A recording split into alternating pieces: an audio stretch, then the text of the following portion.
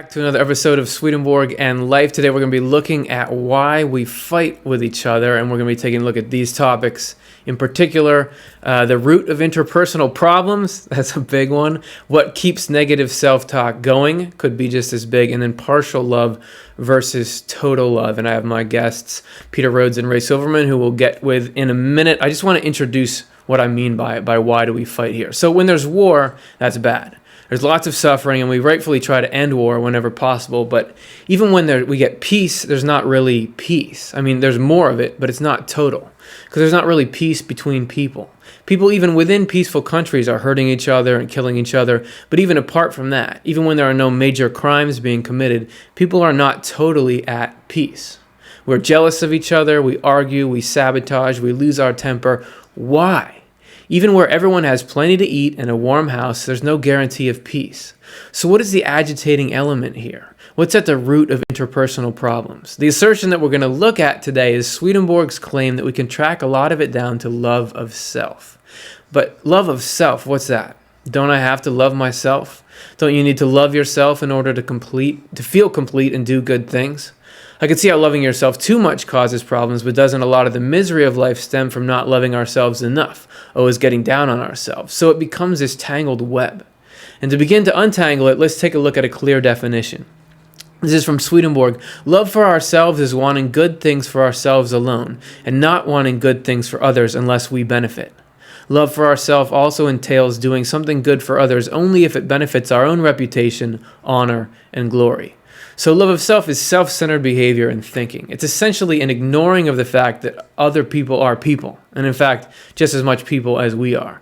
It's putting a disproportionate emphasis on my own feelings and a downplaying of the sensitivity of others. It's wanting to see myself rise in the world rather than see the problems of the world fixed. And on a micro scale, with the people that we know, you can see it popping up in our list from before.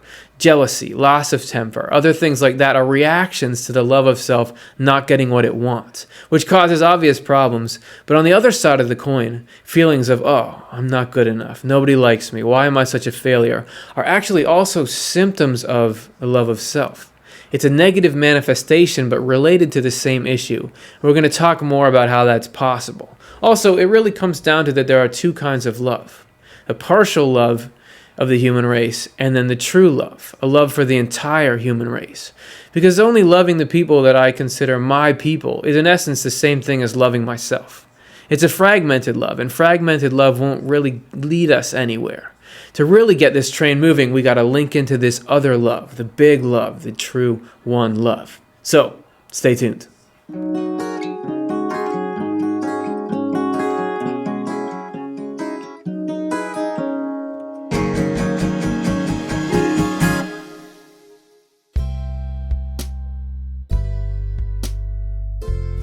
Okay, so thanks for bearing with us for that intro as a new segment. Hopefully it wasn't too much of me in a row. Excited to have you back. My name is Curtis, and I'm with the Swedenborg Foundation. Swedenborg Foundation is a nonprofit group that looks to try to start useful discussions with Swedenborg's concepts. So we'll be trying tonight. You be the judge of whether or not we succeeded. My guests today are Peter Rhodes and Rev Silverman. Peter Rhodes, author of Observing Spirit. Rev Silverman, author of Rise Above It. So, guys, thank you very much for hanging out on the show. Nice to have you here.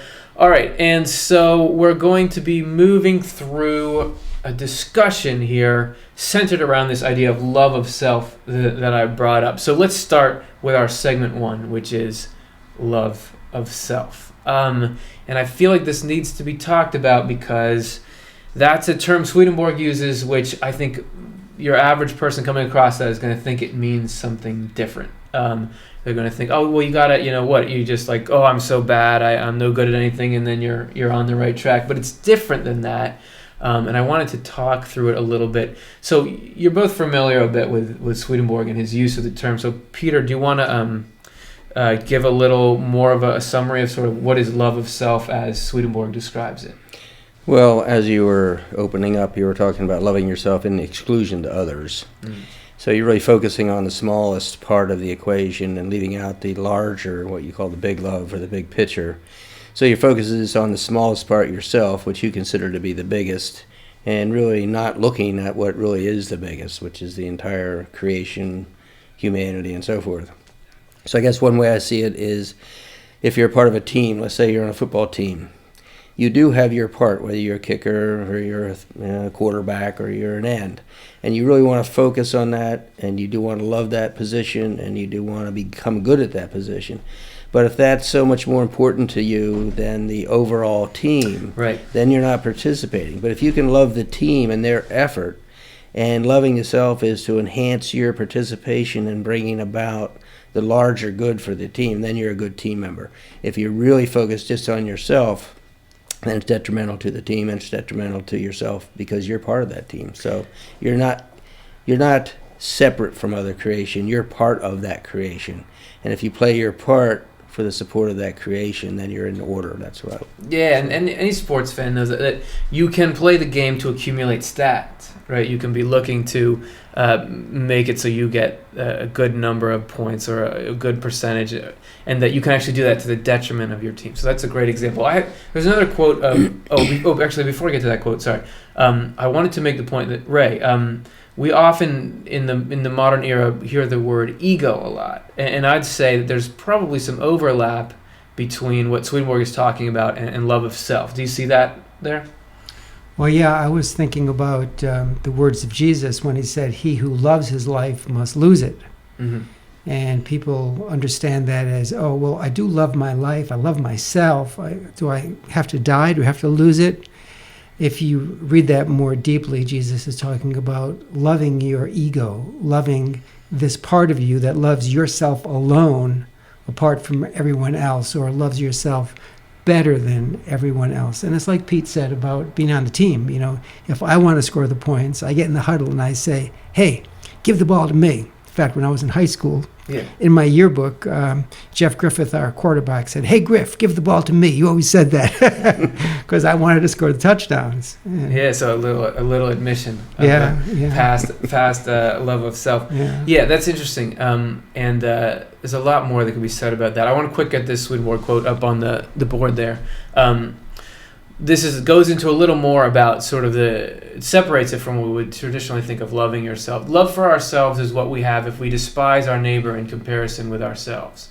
It is what we have if we think of people as our enemies because they do not favor, revere, or adore us. We are deeper in this love if we hate and persecute our neighbor for feeling that way. And we are deeper still in this love if we have a burning desire for revenge against our neighbors and long for their destruction. And you might think that sounds a little bit extreme, but I know you guys have done a lot of work on ego in the series that you produce, and so there is kind of that vibe though inherent in the ego, isn't there? This kind of like you crossed me, now I'm furious, right? Yeah, if I use the standard of what's good and what's bad, my ego standard is what's good for me is good, what's bad for me is bad. That's easy, and if you're in agreement with that and you're in favor of me, you're good, and if you're not, you're bad. And you don't have to pay a whole lot of attention to the feelings and thoughts that come up when someone does something you don't like or refuses to do something you want them to do, even if they're your friend of yours. I may not express it to you because I want you to like me. That's not a very high love, but I do that. But the truth is, I can get really angry at people who on a deeper level, I know I love, but they just said they're not going to do what I asked them to do. Could you give me a ride to the airport? My car broke down. Well, I'm really busy today, Peter. Oh, you're my friend. All right. I don't say that, but those feelings are very familiar with what Swedenborg has written. I know those feelings can be triggered in me because if my ego is crossed, I have them all. Yeah, so. Yeah, and at amazingly small things. Can just be somebody doesn't let you merge in, or somebody wants to merge ahead of you. Like just very quickly, the ego starts to show a little bit of its true colors. All right, well let's take a look a little bit at the other side in our second segment, which is going to be self-deprecation. And I wanted to include this because I used to sort of think like, okay, I'd see spiritual literature, and a lot of it is saying this kind of like get rid of the ego or the love of self, but well, the problem is that I don't love myself, and that I think I'm no good at this. I wish that this had turned out differently for me. But now I kind of see that really love of, if I'm so focused on myself, I'm vulnerable to this kind of negative head talk, because that's my sort of platform, my baseline, and if things don't go, but there's sort of another way to get around that by sort of focusing on the larger good, right? Does that make any sense? Yeah, I've had two thoughts came in at the same time, no. so I don't know which one to go with. Yeah. The first thought was we do have to hate some of the terrible things that we do, and we have to acknowledge that that's not who we are. That's not our true self. That's the ego, and it's important to hate that part. But that's not us. That's not who we are. I hate it when I'm nasty to my wife. I hate it when I'm short with my children. And I realize that's the ego that's got to go. The other thought that came in the same time is many years ago, I read this book called The Lazy Man's Guide to Enlightenment by, I think his name was Theodore Golas. And he said, we have to love everything. We have to even love how bad we are. But I'm tending to go more with the hatred of those actions which I know hurt other people. Yeah. And that's my ego doing that. Yeah, man, because there's a lot of stuff that I do that's not super lovable. And it's kind of like, if you love what's good, you love what's fair and honest and right. If I trespass those boundaries, I don't just love the actions that I do that are unfair and not honest and harmful just because they come out of me. And so it seems like, Pete, if we have the sort of the light side of the ego and the dark side of the ego, I feel like I'm better than everyone, I'm worse than everyone. How do we escape that cycle? Well, I'd say both of those are focused on solely you. I'm better than other people, or I'm worse than other people. They're centered on you, and that's really the problem, is we really want to turn around and be selfless, whereas we utilize and God flows through ourself, the form he created, for the benefit of the neighbor and the larger neighbor. We're talking about the country and so forth. The more we support that, because that's really who we are. So I do want to make a distinction between the divine within us, what we call the truer self or the higher self. Loving that self is certainly important to love that self. It's a gift from God.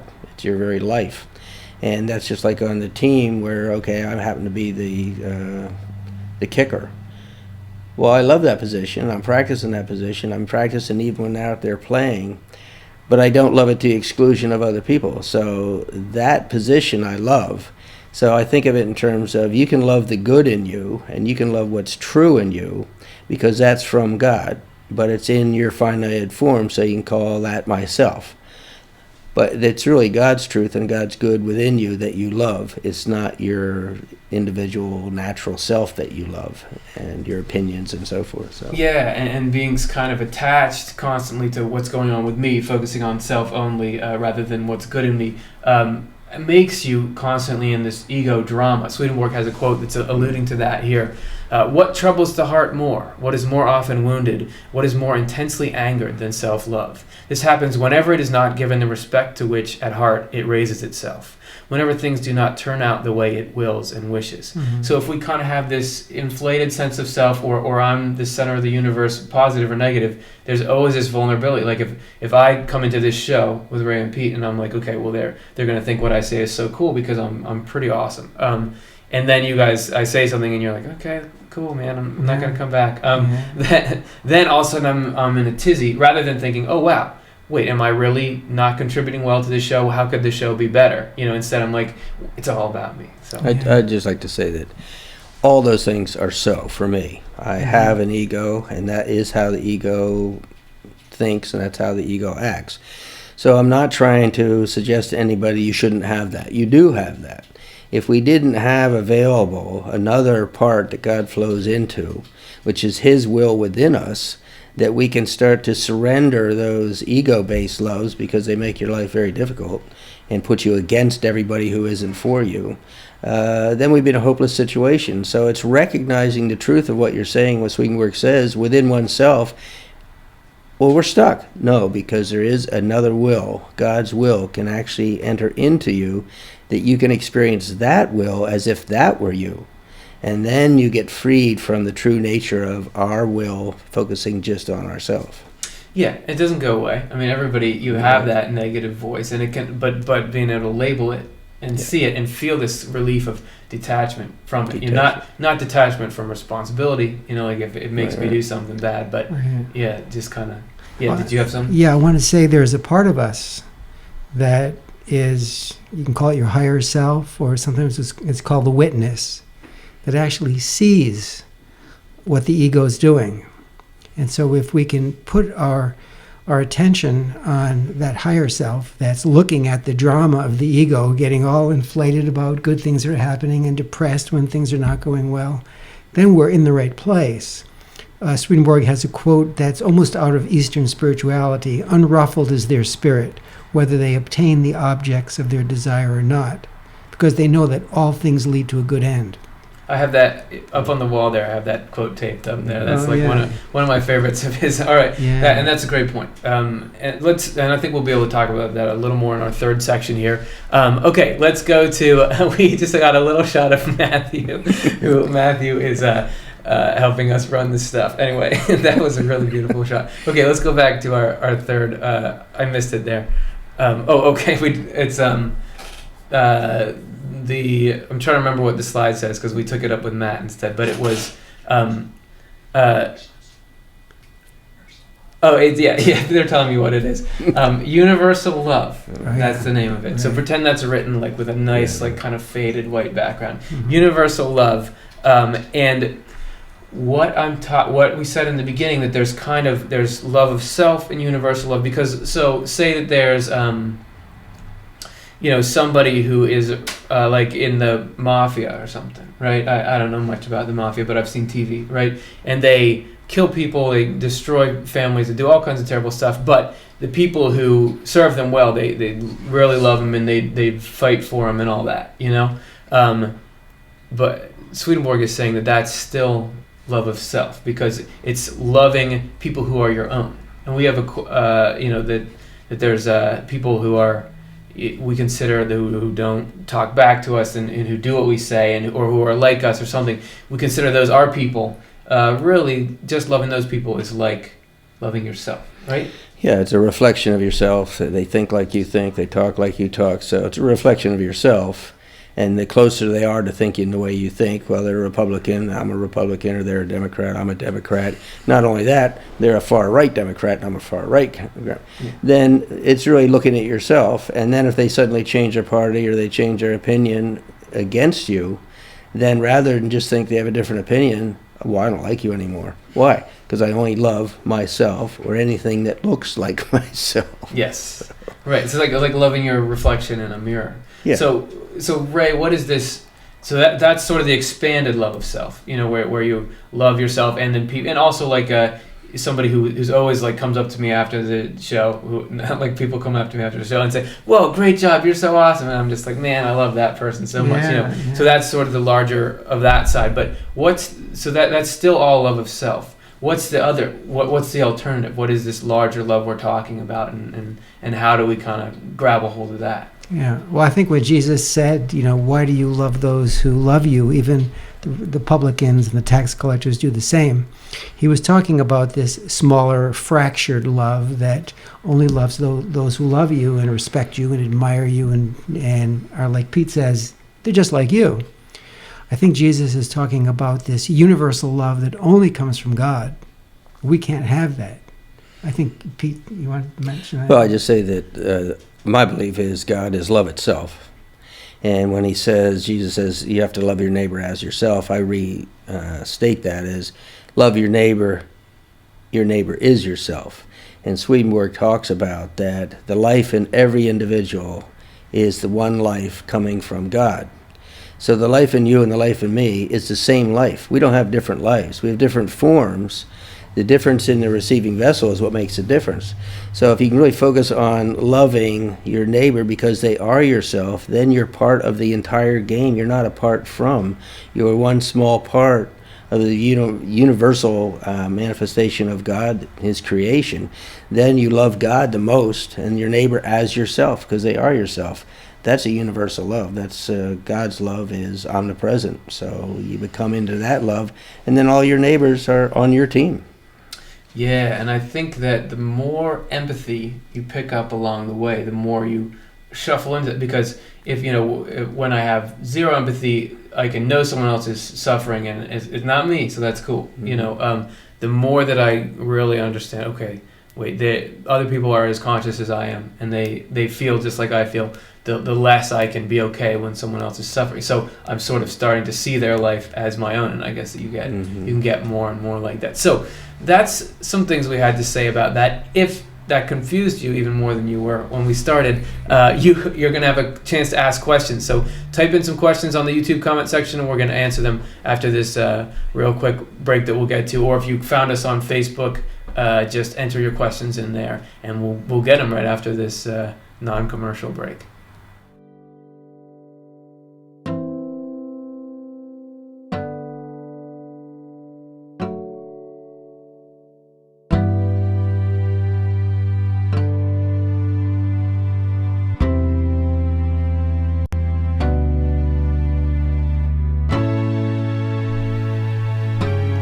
Okay, welcome back.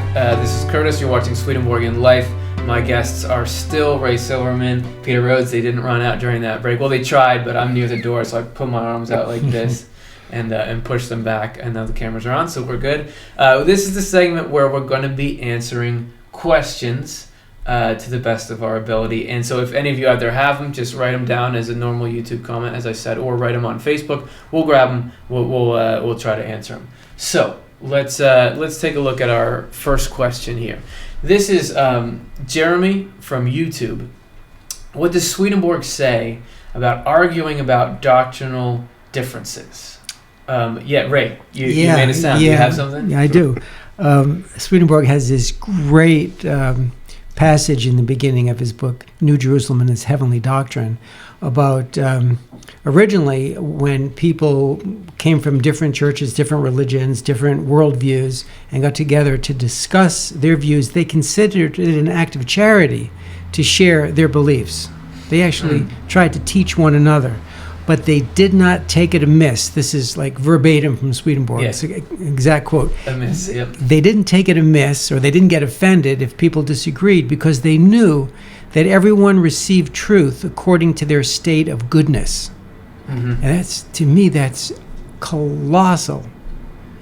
Yeah, well, and I definitely think that the receiving state, because you can have people who want to, I'm gonna tell you about Jesus, or I'm gonna tell you about this thing, and if you, or even when I'm at like the grocery store or anywhere where there's like somebody has like a table where they want to try to sell you something, you don't quite want to talk to them because you don't want their negative reaction if you don't like what they're saying, you know. Yeah. But like you're mentioning there, yeah, if somebody's really telling you what they believe or feel without strings and then that's a whole different experience. I like that. Pete, did you want to touch on it?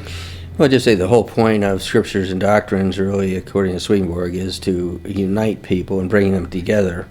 And it says in the writings of Swedenborg that the differences are just like variety, but they can bring you together. Unless you start arguing over them, then they do their opposite, which is to separate you.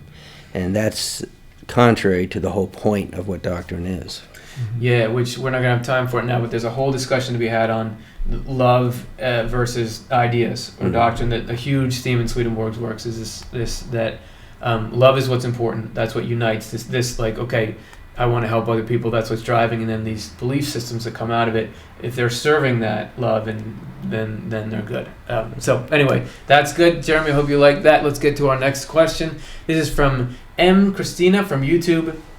I love that quote, unruffled is the spirit, whether they attain desire or not. Did Swedenborg possibly suggest also that we incarnate to have experiences of different kinds? Great. And hey, so somebody was really paying attention to you, right? They got that quote from it. So let's see. I would say Swedenborg has a slight, there's a, what she's referencing, if anyone hasn't heard of that, is this idea that people are like, choosing either beforehand in some kind of other state that I'm going to come to Earth and have this kind of experience. And I think that in Swedenborg's, and you guys can add to this, but in Swedenborg's worldview, it's the divine is allowing experiences in our lives with differing degrees of enthusiasm. Like God is not, if you have to have something really bad happen, God is not like, all right, great, we're going to do, but I'm going to allow this because experience sometimes is the only way we can learn something or absorb something or something like that. So experiences are only allowed if they mean something.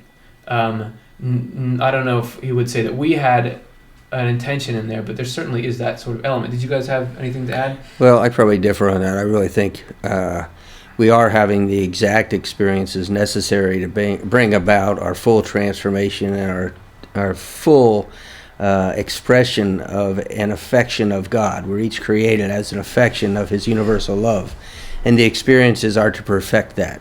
Just like the experiences I'm going to have as a diver are going to be around a trampoline, around gym work, around diving pools, because I want to be perfected as a diver. I think God knows what He created you to do, and you and your experiences really are one. The experiences of your life and your life are really one. So they really are created by God for a particular reason. So I really believe your experiences are handmade for you and you for your experiences to bring about an ultimate goal, which we don't often know what that is. Yeah, and which we would be on board if we understood the ultimate goal, but since we don't, no way. I don't want to. Yeah, did you have something? So you've probably seen Groundhog Day? Man, yeah. I have my dad's favorite movie, Hey Dad. Well, that's like reincarnation, or, every morning your soul takes on this body, and every day we get brand new chances to get it right. And then we go to sleep at night, and maybe I got angry or upset the next day. It's like a brand new life. And and I think the Lord, like Pete says, gives us exactly the experiences we need to become the person who we are born to be. Yeah. And that getting it right is learned by getting it wrong. Mm-hmm. And getting it wrong isn't something that shouldn't happen. That's the means by which you learn. So you will be getting it wrong, trying to serve your ego, for instance, and you will experience the result of that. Mm-hmm. And through that, you'll gradually start to get it right. But it's not like, I should have known how to do it right off the bat. Yeah. So getting it wrong is getting it Is right. the means by which you get it right. Yeah, that's right. Okay. Yeah. And since we're verbatiming Swedenborg, I do, like you said, he has some quote that I can't verbatim, but it's every moment has a series of consequences extending to eternity, or something like that's this verbatim. new beginning. Yeah, I did it. Okay, love myself. Next question, please. Evelyn, according to Heaven and Hell, you have to love your neighbor more than yourself. Isn't that a tall order? I like it. I like the feeling behind that, and it does seem unattainable. And a couple thoughts that I'm going to start it with is he actually does at one point remark that in this life it's hard for us to love our neighbor more. That actually, when you're in the spirit, you're just much more wrapped up in things. You can get more like, oh, what are we doing? Who needs help? You're not even thinking about self like we are kind of tied to here. And then that this loving of the neighbor or loving others becomes this thing that feeds you and brings such joy in your life that it's not like self-sacrifice, in that sort of way. Those are a couple thoughts I'd like to open with. Would either of you guys like to pick it up from there? Well, yes, and there's some new readers of Swedenborg out there, and one of the cautions is not to read Swedenborg literally. Yeah. So Swedenborg does say, in this life, as far as we can go is to love our neighbor as ourselves, but in the next life, we will be loving our neighbor more than ourselves. If you take that literally, you think about, okay, this life and then comes the next life. But if you think about it spiritually, it's like you said, when you're in a spiritual state, it's like, the mother who jumps in front of a car to protect her child. That's pure spirit, that's pure love. She's loving that child more than herself. That can happen right here now. That's an other world kind of state. Yeah. I have little experiences of it. I definitely, like a lot of the times I'm just thinking about myself. But there are times when I have some kind of like sympathy for someone or something, and you really are like, oh, like whatever's mine, and I'd love to have it be yours. And you get these glimpses of it and hopefully can cultivate it. Do you have something? Well, I think we're really created to find most enjoyment in the process of loving. And we start off by wanting to be loved. And there's that quote, let me love rather than want to be loved. And once we get into that state where we really love, and love finds joy in finding happiness in others. So the more happiness that it can contribute to, the more it experiences the joy of its nature, which is to love and to give. Yeah. And I know there's a quote, I think it was Philip and Jesus, and he was talking about loving your enemy. And he says, well, if that's so, man, if that's so, it's impossible for man. He says, yet it is impossible for man, but not for God. And again, that's where God is willing to give us his love, his kind of love within us, so that we could actually experience loving our enemies Self-love can't experience that. It has to be God's love within us. And then we would love neighbor more than ourselves because that's what we delight in. That's God's love. Yeah, there you go. And I want to touch back on when you said don't read Swedenborg too literally. And I think that you can, if you're diving into Swedenborg initially, you'll come across a lot of things that seem like harsh sayings, but when you read more of what he's talking about, there are these nuances, all this stuff that he doesn't always state every time he says. When we first did the first episode of this show, he starts out a chapter with like, people are either raised into heaven or thrown into hell.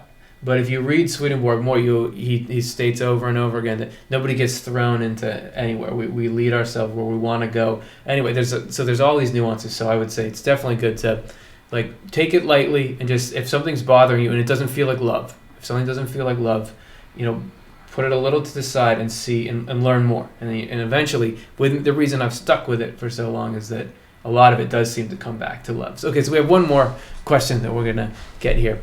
Can we call ourselves divine, Evelyn? I'm not in charge of that. If we can call ourselves divine or not, it's semantics. Seems like semantics to me. I don't I don't know how to get my dog to stop jumping on people, so I can't be that divine. You think God would know that, right? And that I can get asked questions on Swedenborgian life, and I don't know what the answer is. So I'm not that divine. But there is this, and I don't always act like a divine thing, but there is this place in us that God is always flowing into. Our life is from God. So yes and no at the same time. Yeah. Well, I think the life in you is divine. God is life itself and love itself. So that which is the deepest within you, your very living, which you have identified with your body and your points of view and everything, that identification is wrong. The very living in you is the divine. It is spiritual in a human form. So the human is not divine, but the life within the human is divine, and that's your very life. And a lot of the confusion is we think we're our body, we think we're our opinions, our ideas, our likes and our dislikes, rather than getting beyond them, in touch with the very life within us, which is from the divine expressing itself to others. We think we are our love of self, or what Yes, that brings. Just to tie it into the... Ray, did you have anything? Well, I have a quote from Helen Keller. Yeah, do it. She said, I believe that God is in me, as the sun is in the color and fragrance of the flower, the light in my darkness, the voice in my silence. I think we'll close with that. Beautiful. All right. This is the end of our questions segment. If you're watching this afterwards, go ahead and leave a comment, and we can try to get to it in next week's show. Or if you asked one live, you didn't get answered, you might need to leave it again. Last time, YouTube ate all of our comments live. So anyway, we're going to come back real soon and do a little meditation to close things out here.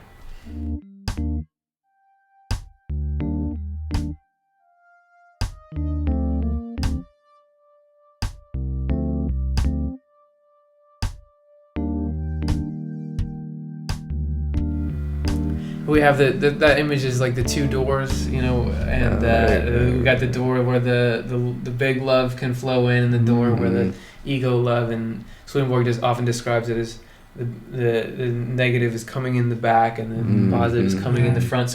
But if we turn around and are facing the backward, anyway, there's all kinds of interesting, cool imagery to get to there. So speaking of cool imagery, we're gonna do a little segment now that we call Correspondences, which is based on this premise that Swedenborg described. The things we're seeing in this physical reality that we're in are images of sort of spiritual realities or spiritual essences or concepts, and that our eyesight in the physical world can function to kind of inform us about the nature of these deeper mysteries. So how you play this game is, we're going to tell you some symbolism surrounding an object, and then we're going to show 30 seconds of images of it, and you kind of picture the deeper reality of it and just sort of see what comes to mind, this idea of seeing the object and thinking about what it means, and it can be cool sometimes. So what we're going to look at today is books, and Swedenborg talks about books as an image of the mind, which, because not too much of a stretch, because the mind can be written out in books. Symbol for learning. So, and some old books can have a lot of real vibe to them. So we're going to show some images of books and just be thinking of, you're seeing another angle of what the human mind looks like here, and then we'll meet back and share what we learned. So.